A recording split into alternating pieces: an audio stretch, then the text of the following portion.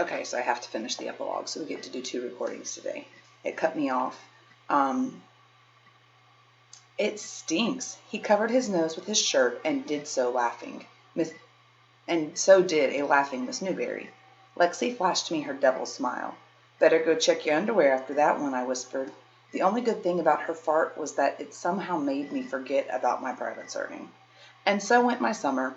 Watch out for Jeffrey, deal with Lexi, and hang out with Mr. T. I had a good time. Alexia. Summer was pretty cool. The only bad part was that Mom was still waiting tables from noon to close every day, so she spent most mornings sleeping.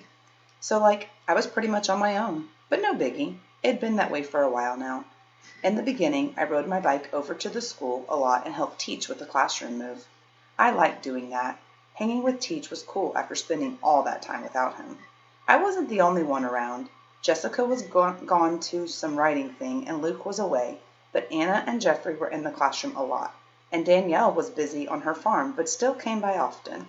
Miss Newberry was there every day smiling and making Teach smile. And of course, there was also Peter. I loved teasing Peter. He'd try to give it back, but I always won. He was a good sport about it, though. It was all fun, not like mean girl stuff. And I would know. So for a while, that's what I did with my summer. I'd never complain about time spent with Teach, not after what all we went through. But then one day, when I was riding home from school, I heard some voices coming from the abandoned house on Old Woods Road. I rode past this house every day. I'd been in it before. It could be a pretty cool hangout spot, but it was kind of scary too.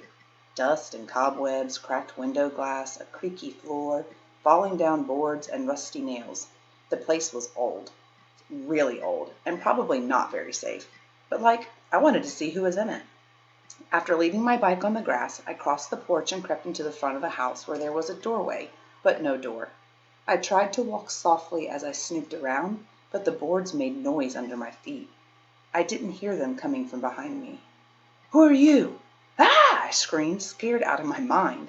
I spun around fast and saw 2 faces. "Sorry," the first girl said. "What are you doing here, little brat?" the second girl said. They were older, high school girls, I could tell. They were bigger than me for one, and they needed bras, where I still had my flat chest. "Stop, Rena," the first girl said. "You're gonna scare her." "I'm just joking. Give me a break." Rena looked at me. "Don't worry. You can chill here, little brat." She turned and walked away. "I'll be in the back," she called over her shoulder. "I'm Lisa," the first girl said. "What's your name?" "Alexia, but my friends call me Lexi." "Come on, Lexi." She put her arm around me and gave me a tour of their hangout. The place wasn't dirty and creepy anymore. They had cleaned it up, and the back room especially.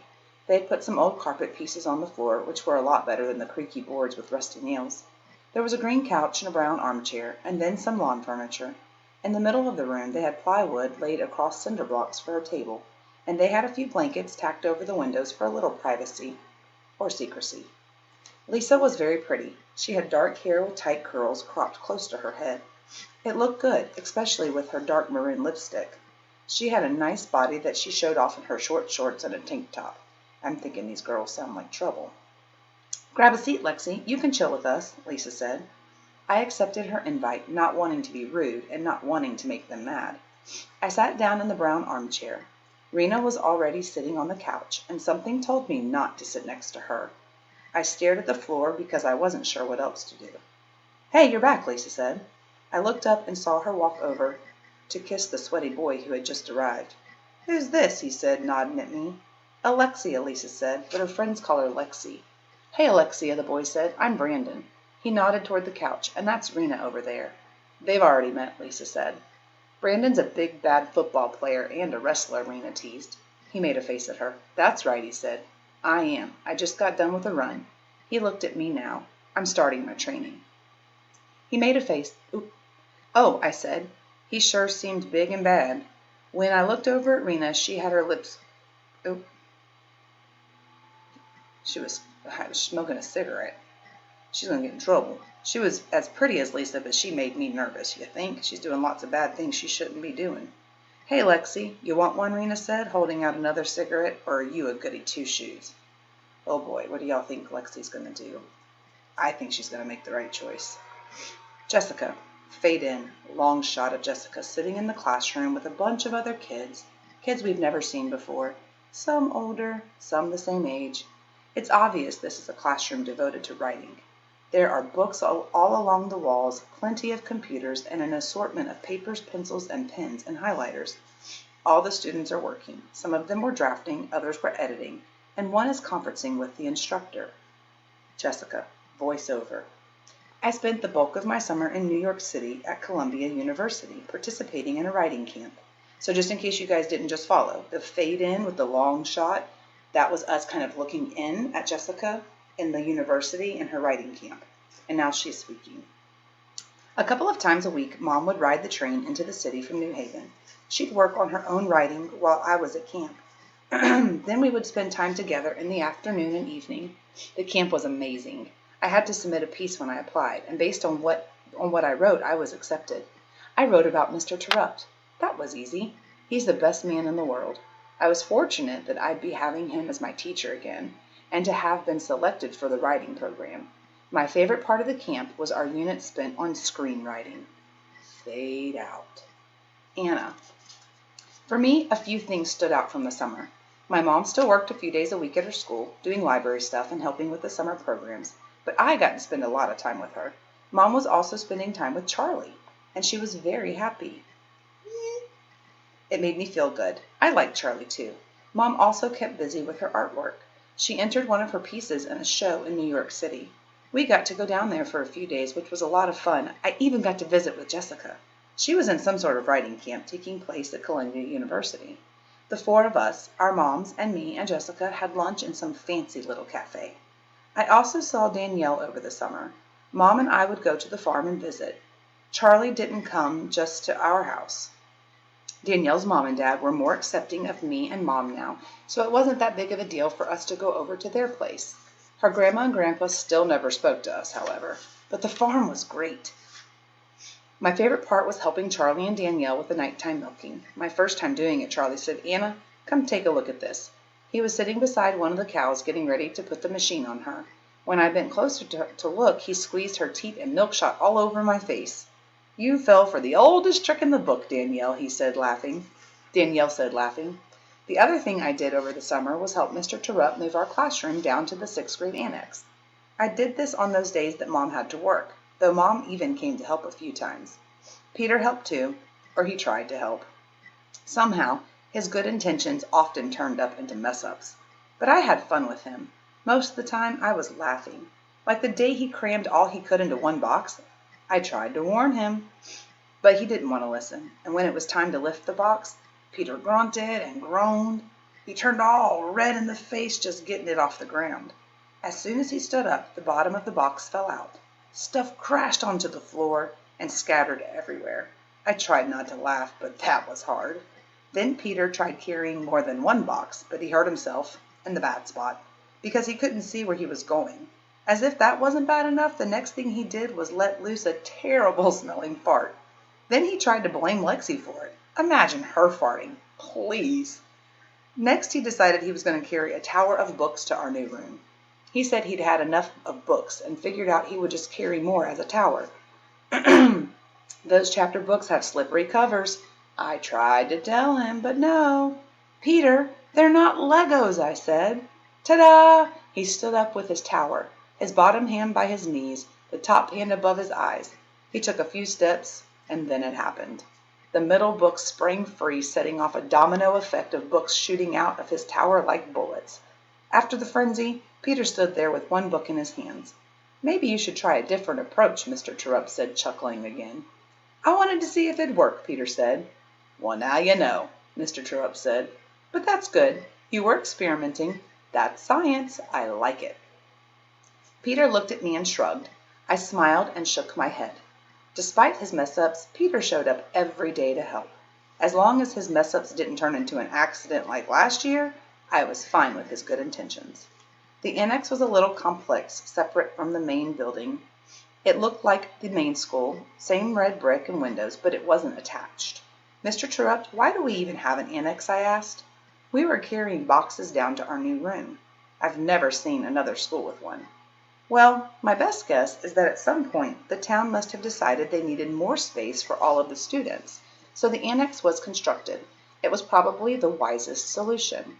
The annex wasn't far from the main building, just a short distance down the sidewalk out the door, but it still was a lot of work to move. We had to box up all of Mr. Terupt's things, move them, and then unpack them and get the stuff put away. That's the part I liked, the putting away part. I liked it because then I got to decide how to arrange our new classroom, and I liked it because I got to do it with Mrs. Newberry. She was also there every day. There were some beautiful bookcases in our new room, a few that were low to the ground and a couple that climbed up the wall. Mr. Terupt had plenty of books for the shelves. He had old ones and new ones. One day I opened an older one, Belle Pratter's Boy by Ruth White, and I saw an inscription, "Happy 12th birthday, William. Love, Mom." Below it Mr. Terupt had written his full name, William Owen Terupt, and his home address. His books were his treasures, just like they were for Jessica. William was a good name for Mr. Terupt. He could be serious and then taken seriously like a William. He could also be fun and a bit wild and crazy like a young boy named Billy, or maybe he was a young handsome catch named Will. Mr. Terupt had a great personality. William was the perfect name for him. I read his book, Belle Pratter's Boy. I had gotten into reading more because of Mr. Terupt and Jessica. The story was about a boy missing his mama, wondering what happened to her. It made me wonder more about my father and who he was. I spent several days working with Mrs. Newberry, organizing Mr. Terupt's book on those shelves. "You like him, don't you?" I said, working next to her one day. I couldn't hold it in any longer. I had to ask so I could hear her answer. "Of course I like him, Anna. Everyone likes Mr. Terupt." "No," I said, "not like that. I mean you really like him, don't you?" Now she stopped. She looked down at the books in her hands and smiled. Then she looked at me, still smiling. But before she answered, Miss Newberry asked me a question. "What makes you think that, Anna? Is it because I'm here every day?" "No," I said. "It's not that. It's the way you look at him." "Oh," she said, and then her smile grew even bigger. When we finished, we had a great reading corner with lots of light from the windows on our back wall. I knew Jessica was going to like that. There was also a row of cabinets with a nice countertop all along the window area and a back door that was glass that opened directly to the outside. Our front door opened to the hallway inside the annex. We had a sink area on the wall opposite the books, and next to the sink stood several tall cabinets for storage. We arranged the desks and tables of 4. I liked our new room, and so did Mr. Terupt. When he first looked at our finished reading corner, he was all smiles. I didn't tell Miss Newberry, but it wasn't just the way she looked at him. It was the way he looked at her too. All right, that's the real end. So there's the end of our epilogue, which is a sneak peek into the summer and the next book. There are 3 books in this series. And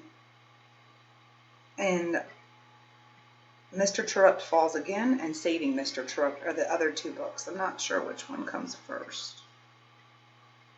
I think it's Saving Mr. Terupt and then Mr. Terupt Falls Again. But I'm not positive. I'll have to let you guys know because these are really good books. I think I'm going to order them so I can read them. Today I do want you to talk to me below about what you think Alexia is going to choose to do in the situation she's found herself in, because we already know she's a little bit troubled.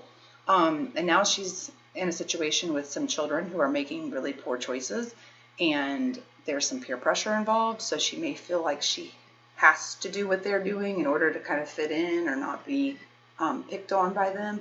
But we also know she's gone through some amazing changes this year in herself, and so I'm curious if you guys think she'll make the right decision and leave, or do you think she's going to find herself hanging out with these older kids who are doing some bad things this summer and kind of fall back into a pit where she's kind of going to be in trouble? So tell me what you think below, and then I'll let you guys know about the next 2 books. Have a great day, guys. Bye.